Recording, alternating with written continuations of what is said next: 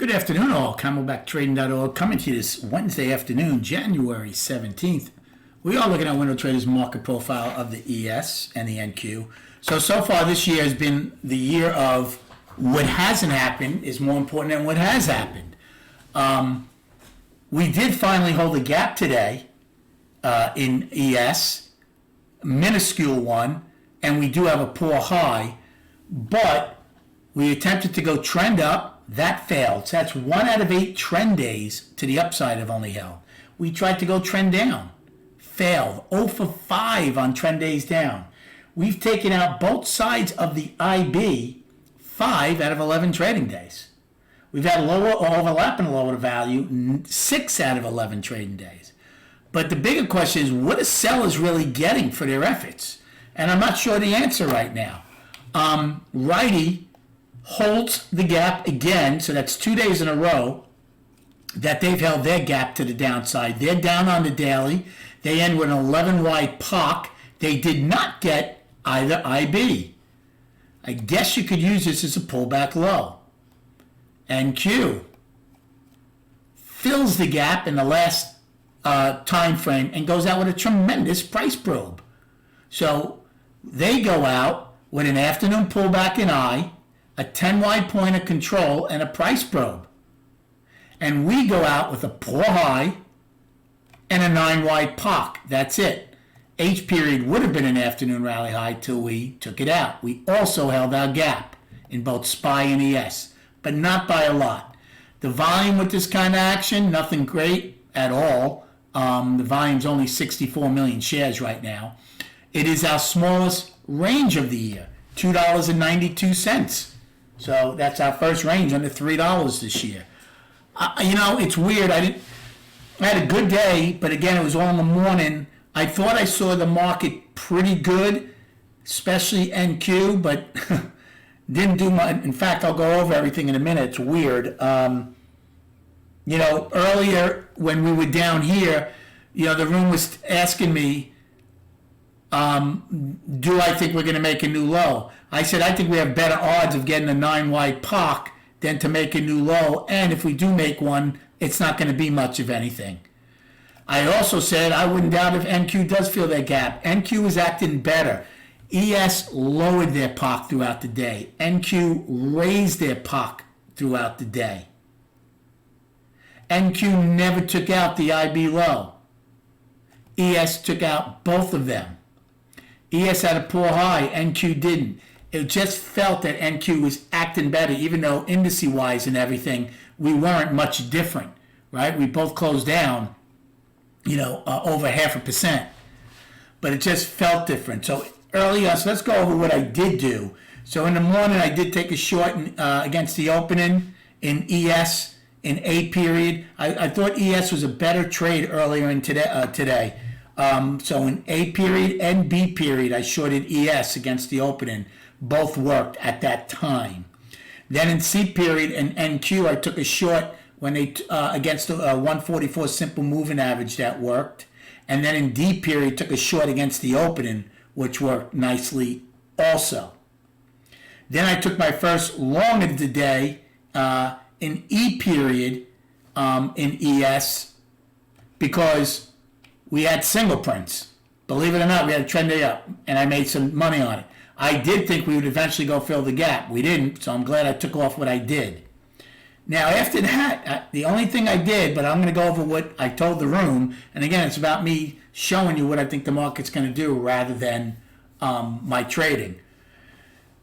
I did take a long in H period in NQ, thinking they might get an afternoon pullback. First one I made money on, then it came in again, and I did it again. I ended up losing. So I lost totally on that trade. I pulled back. I wasn't really sure if I wanted to get involved again because remember, at that time, they didn't have the IB high or low. So with the indices down, with the gap holding, value low, I thought maybe they'd get it. So I didn't get back in. Now, I didn't do anything else the rest of the day. However, this is where I'm talking throughout the whole day about what is going on. And I did say in ES, and don't ask me why, there's no reason I didn't do it. It pulled back I said, I think we're going to get 9 wide, so I could have bought 57s easily, okay, in M period to at least 62. That's 5 points I should have had. Now, I also said I didn't think we would get the poor high or the gap. We didn't. We got close, but we didn't. But NQ, when it started going, I said I should take a long to fill the gap. Instead, I did take another trade, and I lost on it. I took a small short play against the gap fill. I thought they would fill it and come in. Well, it went up. I took it off quickly for a 5-point loss. So even though I saw the market well in the afternoon, especially in NQ, I lost money on 2 trades. It happens, right? I was looking for NQ to pull back more in M period and then start going. I thought maybe they would get below L's low, a half back to take a long. Never happened. But the trade I should have taken was the long above K's high to go fill the gap. Okay, that was a nice 10, 11-point play. Again, I made money on the day. I had a good day. But this mix of information a lot throughout the trading day where there's not one real nice continuity going on one way or the other is kind of tough, especially in ES. NQ, I thought I read it better, but I still didn't take advantage of it. Again, I'm as honest as I can to you, okay? You guys and gals know that. I think that's something very rare you're going to find on anybody on social media or doing videos. As far as our destiny, oh, and by the way, we are now down on the daily for all 3 of our indices. Balance on the weekly, up on the monthly. So, SPY's high is 472.79. Poor high, filling the gap at 473.06. That's the upside. The downside, 9 wide at 471.50. Today's low of 469.87. And SPY held the gaps, the single prints from January 8th. 469.86 to 78. ES filled theirs. ES downside is 9 wide 62. Today's low 46.25. For the upside, it's today's high, which is poor, 75.75, filling the gap at 79.50. And you should have the other ones we've talked about. Now, so what has happened here? I know this is a little longer today, but what has happened here? The market has pushed lower, okay? We came into balance back on this day, and then we came out of it now today to the downside. But if the sellers really gained anything, now let's go to the charts. The weekly is a real important one for me.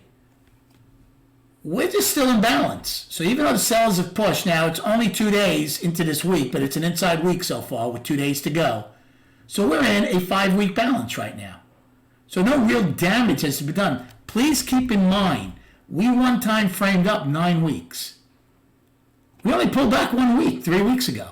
Then we went up last week to put it right, to keep it in balance, and now this week is inside. So there's nothing wrong with this. This is healthy to consolidate, and then we'll see, are we going to come out of the balance to the downside or the upside? So the weekly is balanced, and the daily, though, is down, although that's a nice little bullish finish there with the hammer. Again, remember I said yesterday, are we getting more and more acceptance at the 20-day moving average? Well, at least for 1 day we did. But again, 1 day doesn't make a market that we close below it. What would mean more to me for the bears is if we go down, obviously, and keep the daily down and then eventually come out of balance on the weekly to the downside. Otherwise, this is just some consolidating going on, and maybe we go up and clean up that mess at the all-time highs in both ES and NQ. Thanks for liking and subscribing to this channel. I hope you had a good day trading. Enjoy your evening, and we'll speak prior to the opening tomorrow.